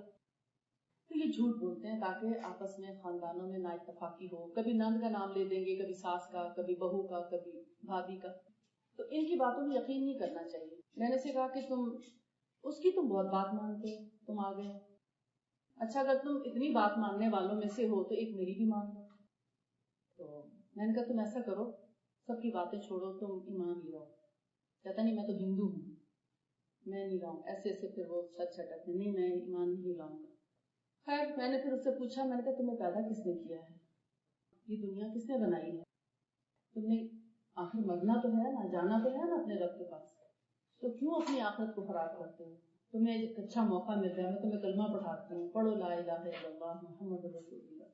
تو بہرحال ایک لمبی کہانی ہے, اتنا وقت نہیں ہے کہ میں آپ کو اتنی ڈیٹیلز میں جاؤں, لیکن الحمدللہ اس کا جن نکل گیا.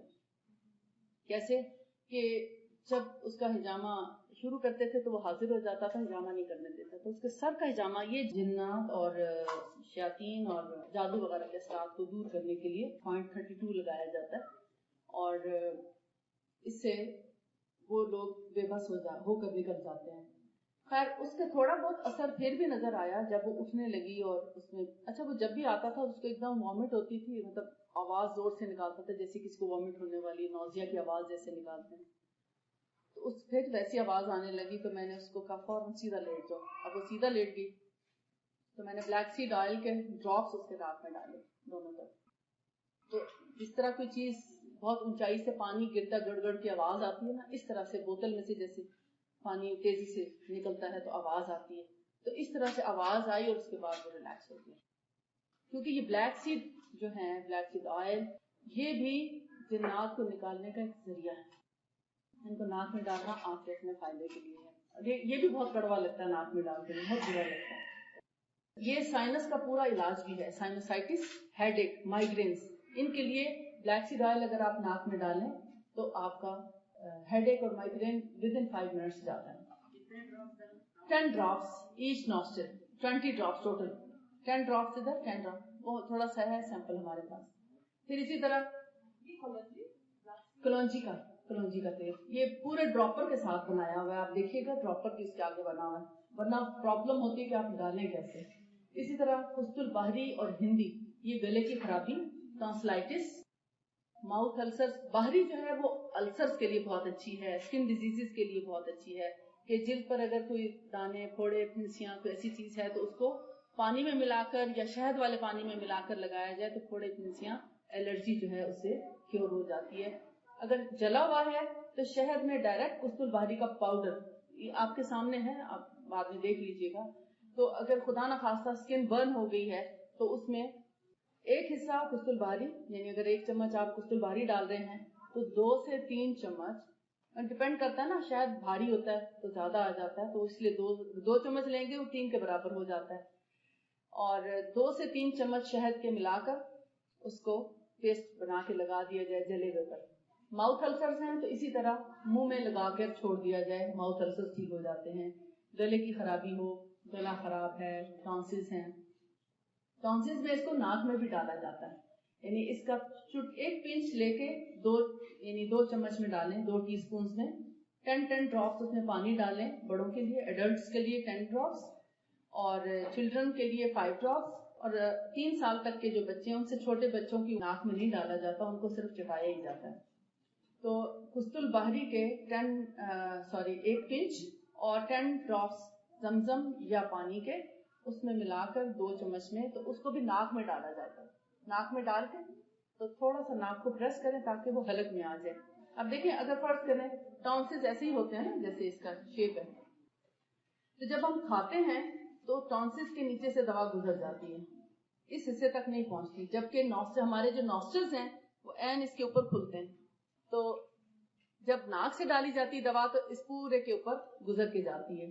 تو ود ان 3 days آپ کا گلا بالکل ٹھیک ہوتا ہے. اگر بہت زیادہ پس پڑی ہوئی ہے, بہت خراب ہے, within a week tonsils بالکل کیور ہو جاتے ہیں, اور آپ حیران ہوں گے ایک دفعہ جس کے قسط الباری سے ٹونسلز ٹھیک ہو جائیں دوبارہ خراب بھی نہیں, جب تک کہ بہت زیادہ آپ نے زیادتی نہ کی ہو. السرز ہیں اگر اسٹمک آپ کا اندر سے جیسے کہتے ہیں نا بعض جگہ H pylori, ulcers, acidity, heart burn, acid reflux, ان میں سے کوئی بھی بیماری ہے, یا السریٹو کولائٹس, گیسٹرک پرابلمز, پیٹ درد, اس میں بھی آپ قسط البحری 1 ٹی اسپون تھوڑے پانی کے ساتھ نگل لیں یا گھول کے پی لیں, دونوں طرح سے چلے گا. گھول کے بھی پیا جا سکتا ہے 1 ٹی اسپون تھوڑے پانی میں, یعنی 2 گھونٹ پانی ہو یا 4 گھونٹ, اس سے کوئی فرق نہیں پڑتا, بس کچھ پانی ہو جس میں یہ ذائقے میں کڑوی نہیں ہے. بحری کا ٹیسٹ ووڈن ہے, ووڈ کی طرح کا ہے, مشکل نہیں ہے اس کو کھانا پینا ناک میں ڈالنا, ٹھیک. لیکن جو ہندی ہے وہ کڑوی ہے, مگر اس کا ایفیکٹ بڑا اسٹرانگ ہے.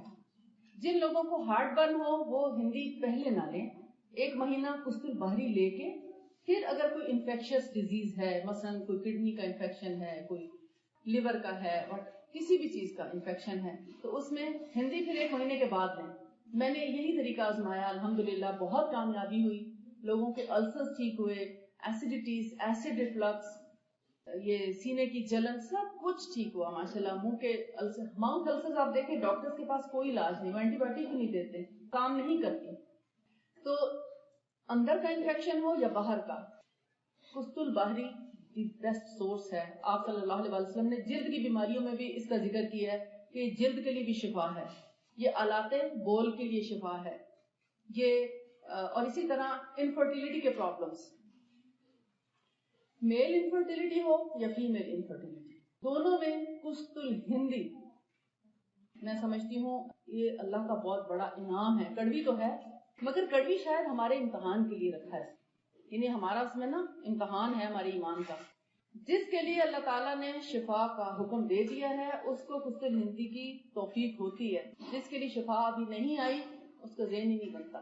آپ دیکھ لیجئے کئی لوگ لے بھی لیتے ہیں تو پینے کی توفیق نہیں ہوتی کیونکہ شفا کا حکم نہیں آیا, اور جب شفا کا حکم آ گیا ہے تو آپ کڑوی سے کڑوی چیز بھی استعمال کر لیتے ہیں. دیکھیں اس کے 2 طریقے ہیں, ایک میں نے آپ سے کہا تھا, میں آپ کو دونوں بتاتی ہوں. اصل طریقہ 1 گلاس پانی میں 1 ٹی اسپون ڈال کر رات کو سوک کریں اور صبح خالی پیٹ پئیں فجر کے بعد, اور پھر ناشتے میں اور اس میں کچھ گیپ بھی کریں, فوراً ناشتہ نہ کریں. اور دوسرا طریقہ یہ کہ اگر آپ زیادہ مقدار میں پانی نہیں پی سکتے کڑوا, تو 2 گھونٹ پانی میں آپ 1 ٹی اسپون مکس کر کے رات کو سوک کر دیں, صبح وہ 2 گھونٹ جلدی سے پی لیں, اور اوپر سے 1 گلاس سادہ پانی پی لیں. یہ بھی ہو سکتا ہے. پھر شروع میں تو آپ شہد ڈال لیں, اگر شوگر نہیں ہے, ڈائبٹیز نہیں ہے, تو 1 چمچ شہد ملا کے پی لیں, لیکن آہستہ آہستہ شہد کو کم کرتے ہوئے چھوڑ دیں تاکہ آپ کے شوگر لیولز بہترین ہو جائیں. کیونکہ آپ کو پتہ ہے پی سی اوز, پالیسسٹک اووریز, جن خواتین کو ہوتی ہے ان کے لیے میٹھا اچھا نہیں ہوتا, کوئی بھی میٹھا اچھا نہیں, اسی لیے تو ڈاکٹرز گلوکوفیز دے دیتے ہیں میٹھے کا توڑ کرنے کے لیے. تو میٹھا کم کرنے کے لیے سب سے اچھا, یعنی میٹھے کا جو توڑ ہے وہ قسط الہندی میں موجود ہے, اینٹی ڈاٹ. جن لوگوں نے میٹھا کھایا یا کھاتے بھی ہیں, رہ نہیں سکتے, مجبور ہیں, پھر قسط الہندی پی لیا کریں, اس کا اینٹی ڈاٹ ہو جایا کرے گا. مگر اس کا مطلب یہ نہیں کہ میٹھا بھی کھاتے رہیں, قسط الہندی بھی پیتے رہیں, مگر اس کے علاج ضرور ہے. یعنی اس کی وجہ سے اگر آپ کا شوگر لیول ہائی ہو رہا ہے تو قسط الہندی اس کو ڈکریز کر دے گی انشاءاللہ. پی سی اوز میں اسی طرح رات کو سوک کریں, صبح پئیں. انفرٹیلٹی میں میل ہو یا فیمیل اسی طرح رات کو سوک کریں, صبح پئیں. اور 1 مہینہ یا 2 ہفتے یا 3 ہفتے لینے کے بعد 1 سے 2 دن چھوڑ سکتے ہیں آپ. یعنی اگر ویکلی آپ چاہتے ہیں بریک تو 1 دن بیچ میں چھوڑ دیں, اور اگر منتھلی چاہتے ہیں کہ بریک ہو جائے تو پھر 3-4 دن کے لیے چھوڑ دیں اور پھر اس کو پینا شروع کر دیں. میل انفرٹیلٹی ہو یا فیمیل. فیمیل اگر ہے مینسٹرل سائیکل کو ریگولر کرتی ہے قسط الہندی. جن لوگوں کے مینسز بالکل ہی نہیں ہوتے وہ بھی آ جاتے ہیں. جن کے irregular ہیں, کبھی آتے ہیں کبھی نہیں آتے, 1 مہینہ آئے, 2 مہینے نہیں آئے, 3 مہینے نہیں آئے, 4 مہینے, پھر آتے ہیں تو 2 مہینے رہتے ہیں. یعنی آ جائیں تو جاتے نہیں, چلے جائیں تو آتے نہیں, ان کو بھی ریگولائز کرتی ہے. ٹھیک, لینے کا طریقہ یہی ہے، جب تک 3 مہینے، آپ کہیں گے کب تک لیں، جب تک 3 مہینے ریگولر مینسز نہیں آ جاتے ان کو لیتے رہیں. 3 سائیکلز ریگولر آنے کے بعد آپ اس کو چھوڑ سکتے ہیں. اور جن لوگوں کو انفرٹیلٹی کا پرابلم ہے، سیم میتھڈ ہے لینے کا، لیکن جب پریگنینسی پازیٹیو آ جائے تو اس کو 3 مہینے کے لیے سٹاپ کر دیں. 3 مہینے کے بعد اس کی ہاف ڈوز آپ، یعنی چوتھے مہینے، بلکہ چوتھے مہینے کے بھی اینڈ میں جا کے ہاف ڈوز اس کی لینا پھر شروع کر دیں، کیونکہ یہ ہارمونز کو سیٹ رکھتی ہے، چاہے پروجسٹرون ہو یا وٹ ایور، کوئی بھی ہارمونز ہوں ان کو نارمل کرتی ہے. ہاف ٹی اسپون پی سی اوز کے لیے اس وقت تک لیتے رہے جب تک کہ ان کے مینسز بالکل نارمل نہیں ہو جاتے، باڈی شیپ، باڈی فگر ٹھیک نہیں ہو جاتا، کیونکہ پی سی اوز کے ساتھ ایک خاص باڈی فگر بنتا ہے، اس کو یہ نارمل کر دیتی ہے، سویلنگ دور کر دیتی ہے، پیٹ بھی چھوٹا کر دیتی ہے. لیکن جن لوگوں کا پی سی اوز کے بغیر پیٹ بڑا ہے کسی اور چربی کی وجہ سے، تو اس کے لیے علاج فرق ہے. یہ کسی پرابلم کے ساتھ، یعنی جیسے کڈنیز پوری طرح فنکشن نہیں کر رہے تو سویلنگ ہونا شروع ہو گئی، یا پی سی اوز کی وجہ سے اور باڈی میں واٹر ریٹینشن یا جو ہے سویلنگ، اس کو ٹھیک کر لیتی ہے، لیکن اس کے لیے علاج نہیں کرتا. اس کے لیے ویسے ہم نے ایک نیچرل سلمنگ فارمولا بنایا ہے، سب مصنوعی چیزیں ہی ہیں، جیسے سنا مکھی ہے، گریپ ونیگر ہے پیور، اور اسی طرح کی کچھ چیزیں ہیں جن کو ملا کے ہم نے ایسا کمبینیشن بنایا ہے جس میں کسی قسم کی کوئی میڈیسن یا کوئی کیمیکل نہیں، آل نیچرل، اور کوشش یہ کی ہے کہ آرگینک بھی ہوں. ویٹ ریڈیوسنگ فارمولا ہے، نیچرل ویٹ ریڈیوسنگ. اس وقت تو ہمارے پاس نہیں ہے کیونکہ اتنی چیزیں میں لا نہیں سکتی، جو لائی تھی وہ سیل ہوگی.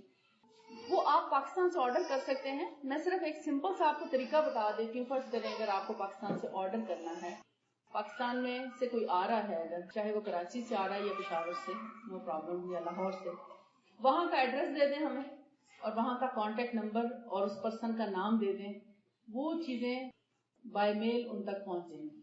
بس ہمیں فلائٹ کا ایک رف آئیڈیا دے دیں کہ اتنے دنوں کے بعد کی فلائٹ ہے، اس سے پہلے وہ چیزیں وہاں پہنچ جائیں گی. آن لائن پیمنٹ کر دیں.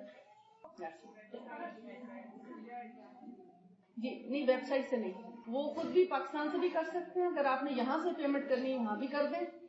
آرڈر آپ کا پیڈ آرڈر لکھا جائے گا اور چیزیں آپ کو جو ایڈریس دیں گے ہم وہاں پر بھیج دیں گے. جو بھی آنے والا ہے اس کے تھرو آپ کوئی بھی چیز منگانا سے منگوا سکتے ہیں. اس میں اب دیکھیں فیشیل ہیئر ہے، جیسے لیڈیز کا بہت زیادہ پرابلم ہے، فیشیل ہیئر، پگمنٹیشن، اسکارس اور ڈسکلریشن.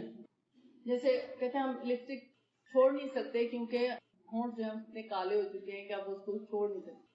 اب کچھ تو لپسٹکس کا بھی ایسا ہے، یعنی اثر کہ وہ اس کی وجہ سے ہونٹ کالے ہو جاتے ہیں. جی ہاں، ٹون خراب ہو جاتی ہے لپس کی.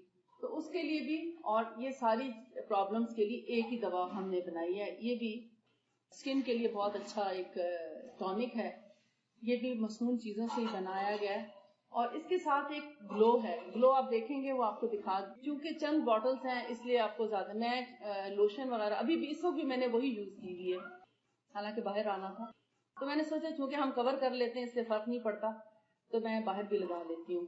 لوشن کی جگہ میں وہی یوز کرتی ہوں. اور وہ آپ دیکھیں گے اس میں کوئی خوشبو بھی نہیں ہے. آپ پریشان ہوں گے کہ یعنی تھوڑی سی آپ کو اسمیل اچھی نہیں لگے گی اس کی بھی، کیونکہ وہ بیسیکلی ٹریٹمنٹ ہے آپ کی اسکن کا. اس میں کوئی جتنی خوشبودار چیزیں ہوں گی اتنی ہی نقصان دہ بھی ہوں گی. چاہے وہ سوپ ہوں، شیمپوز ہوں، آپ جب خوشبو کے بیس پہ لیں گے آپ کو کبھی فائدہ نہیں ملے گا. وہ صرف آپ کے دل کو ایک تسکین ضرور ہوگی، ادروائز کچھ نہیں. اس میں کوئی خوشبو نہیں ہے، بلکہ آپ کو ذرا عجیب سی اسمیل آئے گی کیونکہ اس کے اندر بھی ہنی اور اس طرح کی نیچرل چیزیں ہیں سب. تو اس کو جب بھی آپ نے یوز کرنا ہے، کچھ لوگ کہتے ہیں میرا منہ تو ایسا اسٹکی ہو گیا، وہ اس لیے کہ ڈرائی منہ پہ نہیں لگانا ان کو. یہ فیشل پاؤڈر جو ہے جس کا میں نے ابھی اسکارز وغیرہ اور اس کے لیے فیشل ہیئر کے لیے ذکر کیا، وہ بھی، اور گلو بھی، یہ دونوں چیزیں فیس واش کرنے کے بعد تھوڑا گیلا گیلا فیس ہو اس پر لگائیں. اگر صرف گلو اپلائی کرنا چاہتے ہیں لوشن کی جگہ تو ½ ٹی اسپون جتنا آپ اپنی ہتھیلی پہ ڈالیں اور اس کو ہاتھ پہ لگا کے فیس پہ بھی لگا لیں.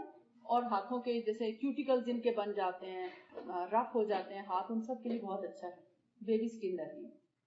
اور اگر فیشل پاؤڈر جو ہے جو فیشل ہیئر کے لیے میں نے بتایا ہے اور اسکارز وغیرہ کے لیے، یعنی یہ ایسی چیزیں جن کا کوئی سائیڈ افیکٹ نہیں ہے اگر ان کو صحیح طریقے سے آپ استعمال کریں.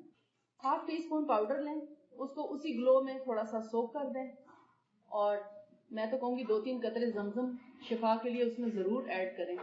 फिर उसका पेस्ट बना के फेस वॉश करने के बाद उसको अप्लाई करें स्किन पे। 1 घंटा भी काफी है, 1 से 2 घंटे। और अगर आप चाहते हैं जैसे छाइयों वगैरह के लिए, पिंपल्स के लिए ओवरनाइट ना लगाएं, पिंपल्स वाले जो हैं पेशेंट, अलबत्ता जिनकी सिर्फ छाइयां डिस्कलरेशन है, ओवरनाइट भी लगा रहे, कोई हर्ज नहीं। ग्लो जो है वो ओवरनाइट लगाई जाती है अलग से, लेकिन फेशियल पाउडर और वो जब मिक्स करते हैं तो उसको 1 से 2 घंटा काफी होता है लगाना, स्कार्फ वगैरह के लिए, फेशियल हेयर के लिए। तो विद इन 3 to 4 months, या जिन ज्यादा हार्ड हैं तो 6 months लग सकते हैं। वीक में 3 times आप यूज करें, रोजाना लगाने की जरूरत नहीं। ग्लो तो आप रोज कर सकते हैं अकेले में, मगर फेशियल पाउडर जो है वो 2 से 3 दफा वीक में लगाएं, 1 से 2 दिन के गैप से। और उसको 1-2 घंटा लगे रहने के बाद अपना हाथ गीला करके उसको थोड़ा सा चेहरे को गीला कर लें, और फिर हल्का हल्का उसको, बहुत हल्के, जैसे आप स्क्रब यूज करते हैं इसी तरह बहुत हल्का सा उसको करें। उसके बाद फेस वॉश कर लें, आपको खुद ही स्किन का मतलब टोन ही चेंज हो जाती है स्किन की फॉली पर। और ब्लैक हेड्स, व्हाइट हेड्स, वो भी खुद ब खुद निकल जाते हैं उससे। और इसके अलावा ब्लैक सीड ऑयल है, वो आपके बहुत से चीजों में, इवन फीवर में भी हेल्प करता है। यानी अगर आप ब्लैक सीड ऑयल को पी लेते हैं तो आप देखेंगे विद इन फ्यू मिनट्स आपका 1 डिग्री टेम्परेचर डाउन हो जाता है। आम नॉर्मल टेम्परेचर नहीं, बुखार में।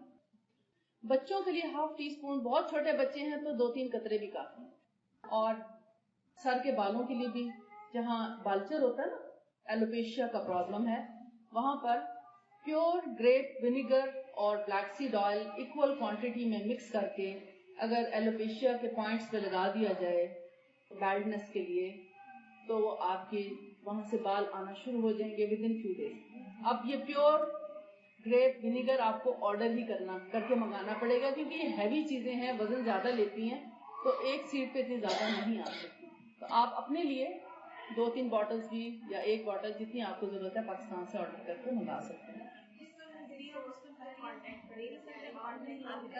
मिल तो जाएगी, लेकिन आपको एक सैंपल चाहिए होगा कि वो कैसी होती है, किस तरह की प्योर होती है, फ्रेश कैसी होती है। ऐसा ना हो आप कीड़े लगी चीजें उठा लें, आपको पता है यहाँ पर जी। और इसके अलावा एक और हमने पेन ऑयल बनाया है, ताकि आप लोग पेन किलर से निजात हासिल कर सकें। यानी कहीं पे भी अगर आपको दर्द है, बहुत ज्यादा पेन है, आप उस जगह पर बजाय इसके कि आप दवा खाएं और अपने आप को नुकसान पहुंचाएं, लिवर को भी और किडनीज को भी, कि वो फेलियर की तरफ जाएं पेन किलर्स खा के, बेहतर है आप ऊपर अप्लाई कर लें। इवन आर्थराइटिस का भी दर्द है, या थकन का दर्द है, या आपको जैसे बाज़ औक़ात मेहमान आते हैं, आप बहुत ज्यादा थक जाते हैं और उसकी वजह से आप या उम्रा करने गए, उसके बाद आपको थकन हुई, कैसा भी दर्द क्यों नहीं है, जहां आपको दर्द है वहां वो पेन ऑयल लगाएं। इंशाल्लाह आप देखेंगे कि मसनून चीजों में कितनी शिफा और कितना क्विक रिलीफ है। पेन किलर में भी आपको थोड़ा देर के बाद आराम आएगा, मगर ये एक पेन ऑयल मैंने बनाया है, आप उसको लगा के देखें कि विद इन फ्यू मिनट्स आराम आता है। रात को लगा के सो जाएं, सुबह उठेंगे आपको इंशाल्लाह दर्द नहीं होगा। और अगर किसी की बहुत ज्यादा स्वेलिंग है और बहुत ज्यादा प्रॉब्लम है, तो हो सकता है उसको 1 या 2 दिन और लगाना पड़े और उसका दर्द जो है वो ठीक हो जाएगा। लेकिन ये भी हो सकता है जिन लोगों के नी जो है उनकी कार्टिलेज खत्म हो जाती है और फिर हर रोज दर्द बढ़ जाता है, फिर वो हर रोज पेन किलर जो खाते हैं उसकी जगह ऑयल लगा लें डेली बेसिस पे, तो उनका पेन किलर से कम छुटकारा हो जाएगा इंशाल्लाह। ऑर्डर करने के कॉन्टैक्ट अभी तो हैं भी सही हमारे पास। कराची में आप कहाँ गए? कराची में डिफेंस फेज 2 में। कराची का जो है 26B। मैं बेस इस्लामाबाद में करती हूँ,